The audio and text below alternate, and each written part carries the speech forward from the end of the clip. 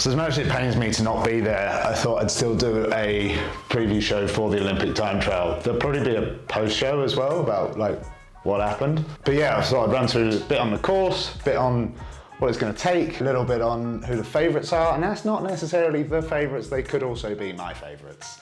That is in just my favourite people. Also who's not there, because if you'd seen my non-selection thing, you know that I do have a bit of a issue with the rules around the riders having to come from the road race team, but we'll get to that. So we'll start with the course. It's not really a flat section of road, but I don't think it's a course that weighs into the climbers. It's a course that weighs into time trialists that can basically get up that okay, which is a 5k 4.5% drag that the men do twice, the women do once. So it's a 22.3 kilometre lap. Like I said, 2 laps for the men, 1 lap for the women. For the men, it's going to take, I think, roughly 52 minutes, 52, 53, maybe less, maybe 50. Somewhere between like 48 minutes and 53 minutes. For the women, I don't know. I wouldn't like to hazard a guess, actually. Both men and women start and finish on the Fuji Speedway course, which in motor racing has the longest start-finish straight in motor racing. It's a very familiar finish already because it was the finish to both the road races. What you have as you re-enter the speedway is a very testing, up and down, lumpy but punchy run into the finish. So for both men and women, pacing will be vital to be able to kick over these rises and kind of maintain the speed. If you've got that left in the tank, you're going to gain a lot of time on your competitors, because if you get bogged down on these, you'll then end up going really slowly. Like if you're having to shift to the little ring, you're just going to hemorrhage a lot of time compared with sort of guys and girls that can really just punch over it. That said, this is probably the key section of the course. It's a 5 kilometre drag from sort of kilometre 5 up to kilometre 10. So it's quite early on in the race, especially after the first downhill. This will be the main test. For the women, this will be the main test. For the men, second time up, this is going to be a big test. And like I said, it's 4.5%, but it's 4.5% for this 5k. There's a kick at the end, which is really quite nasty, but that means the rest of it is kind of like 3.5 to 4%. So aero on this drag is still going to be a huge factor. And speaking of aero, even though this is a lumpy TT, aero is still vital around here. Pacing wise, if it was me, I'd want to get up to speed very quickly, but then just kind of having an easy 2 or 3k as we get into the bottom of the climb, then riding 5% over threshold, 5% over your projected TT power up here. So if I'm aiming at a 430 average and wanting to be riding up here really at 470. At the top, getting the speed back very quick. And then here, massive advocate for 0 watts. Like here, as long as your speed's high, shutting it down and really resting up as you enter into the speedway, and then really surging over these kicks. So just really laying into it, keep the speed, recover a bit, lay into it again, and then get to the finish line or start the second lap. So that's basically a rough guide to pacing. There's 423 meters of elevation per lap, which that's a lot. That's a lot. Like I said, there is no flat, but a lot of that you have a good run into. None of these climbs start with a sharp corner at the bottom, which is good for maintaining speed. I mean, the Fuji circuit is super wide, so even though it'll look like a corner, should be able to stay on the tri-bars and pedal the whole way through. Slight curveball. Now everyone's expecting heat to be the main factor. Everyone's been doing heat prep. Like I know in my prep for going, heat acclimatization was a huge part of it. However, there's a possible tropical storm coming in, which is going to change everything. It's going to make it a sort of a regular heat time trial.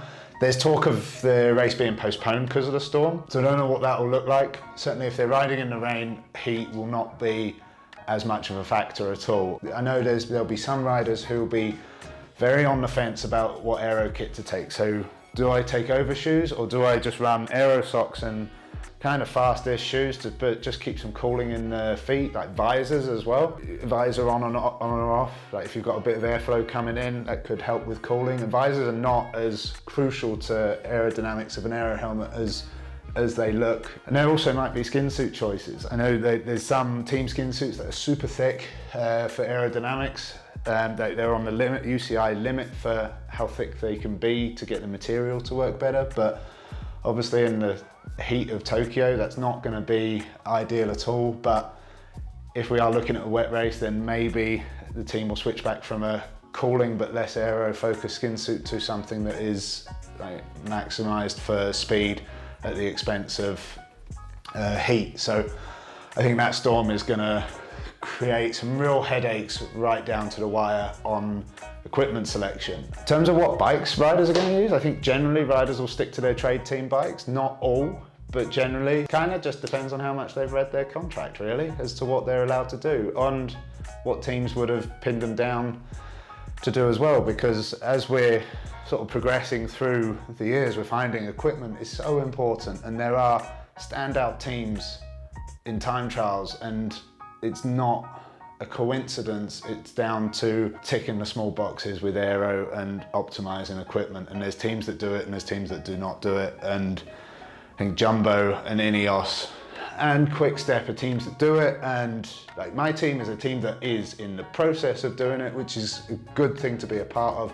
And there's some teams that live in the dark ages and still don't believe that aerodynamics exists, and you just have to pedal a bit harder. I think equipment choices are going to be fascinating. Like tyres, I think most will be on Vittorias, but if this storm comes in, the Vittorias are notoriously bad in the wet, so it could be a fair few sets of Contis. Really is going to be interesting. Right, let's move on first to who's not there, because, and this is down to the IOC rules on the time trial list having to come from the road race squad, which I would argue is partly the reason that I'm not there, because although I can time trial well, I can't contribute to the road race as well as the guys that were selected. So, but we're not here to talk about me. Riders that are not on the start list for the same reason: Eduardo Affini came frighteningly close to winning a couple of stages of the Giro. Victor Campenerts, who you all know. Although the Belgian selection, even if there was 2 spots, Belgian selection is tough because you have phenomenal time trialists coming out of Belgium in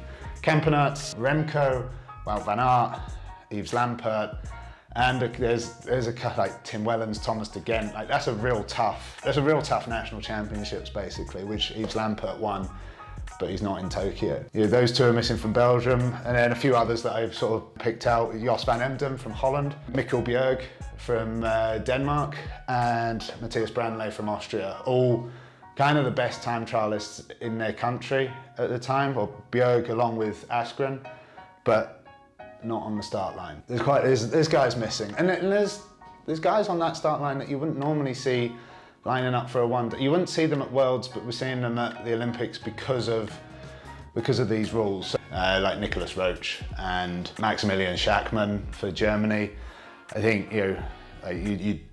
Tony Martin over Schachmann in any TT would be my sort of gut feeling, but like I said, it's down to these rules. We'll talk about the favourites. In the women's race, unsurprisingly, the Dutch are 2 of the favourites. Anna van der Breggen, who is the current world TT champion, Annemiek van Vleuten, who got the silver medal in the Olympic road race, and kind of time trialled away from them. She's been very quiet on the road racing front lately. She didn't do the Giro. She's barely seen her because she's been prepping for this, and showed in the road race that she is in phenomenal form. And another one we haven't seen for a long time is Chloe Dyger, who until her crash looked like she was going to give Anna van der Breggen a real run for her money for the Worlds in Imola last year.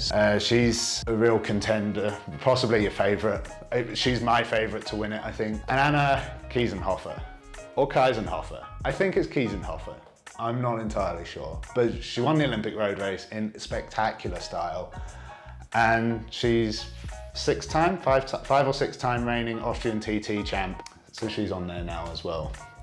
In the men's, and like I said, these aren't necessarily the favourites, they can also be my favourites. Wout van Aert and Remco. Wout won the TT in the Tour de France. He won quite a lot in the Tour de France, and he showed very well in the road race, so clearly in great shape. And I think with that added amount of time from the Tour finishing, Wout has a bit more recovery, a bit more time for that to sort of come up. Like I've hit some of my best numbers around about 10 days after finishing a Grand Tour. So I think certainly Wout van Aert and Kung could certainly see the benefit to that. Remco has been training away for this for a long time. The thing is with the road race, with the time trialists, you're not sure if they're holding something back. So really not sure how Remco's going to go. Similarly to Ganna, completely different approach because he's been on the track a lot because he's doing the track as well as the time trial in the Olympics. Obviously, Ganna's the most winningest time trialist, current world champion in the last 12 to 18 months. But yeah, that slightly different approach, and he has shown that he can be beaten this year. Ran third in the Tirreno TT, escapes me, but there was another TT he was beaten in as well. So it's going to be interesting. My favourite, Paddy Bevan. Yeah, he's been, again, Paddy, this has been a huge focus for Paddy, and he's knocking out some huge numbers. And if I know Paddy well enough, he ticks all the boxes. He really focuses on the attention to detail. So he's my favourite. And we're going to talk about Rowan. Oh, Rowan. Rowan is the one I think is going to win it. We know Rowan's pedigree. He's two-time world time trial champion. He's won a bunch of TTs. Rowan is one of those riders who performs at his best when he is angry. Like, angry Rowan is a rider you do not want to line up on the start line against. And if you cast your mind back to Rio, Rowan was in the mix for the medals. He had a tri-bar snap through no fault of his own. Now, if I know Rowan, like, that anger from that will still be pent up, and that's about to be unleashed on Wednesday morning. So I really think, and with the climbing in this, I think that leans very much into Rowan's armoury. And for me, I think Rowan is going to unleash something we haven't seen, well, since the Romandy prologue, basically, because I know he was angry there and then just went and won it. So I think we have an angry Rowan Dennis on the start line from Rio 5 years ago, and I think that's about to come out, and I think Rowan's going to win it. For GB, it's Teo Geoghegan and Geraint Thomas, who both came down in the road race. So hopefully they'll be fully recovered for it. Although Geraint's had a tough time with the tour as well, so not quite sure. Hopefully they'll go away. Hopefully they'll go well. It could go either way for them, but they have the strength of GB behind them and all the R&D and everything that's going into it. So they have every opportunity to perform well. So that's my preview for the TT if it goes ahead with the tropical storm coming in.